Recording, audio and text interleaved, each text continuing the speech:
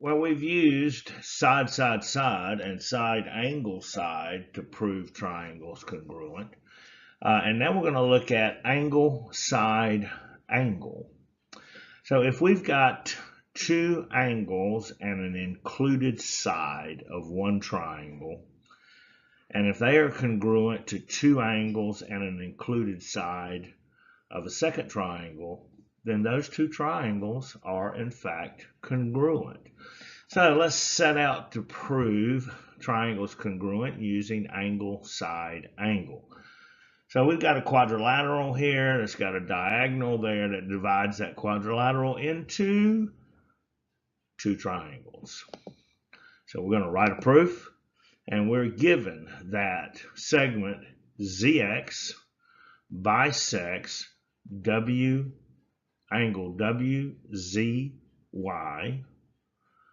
and segment XZ, which is the same as ZX, bisects angle YXW.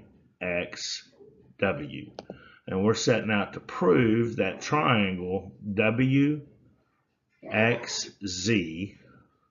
and triangle XZY are in fact congruent.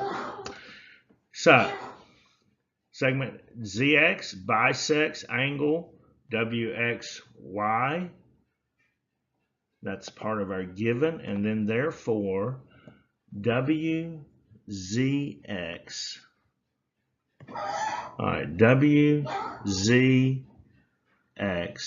this angle right here, we're saying that that is congruent to YZX, this angle right here, because that is the definition of bisectors. So those two angles are congruent. Let's see what else we got. ZX, segment ZX bisects angle YXZ. So if that's the case, if ZX bisects angle YXW, well, excuse me, W angle YXW, then WXZ, this angle here, must be congruent with YXZ, this angle here. So those two are congruent. So I got an angle and an angle.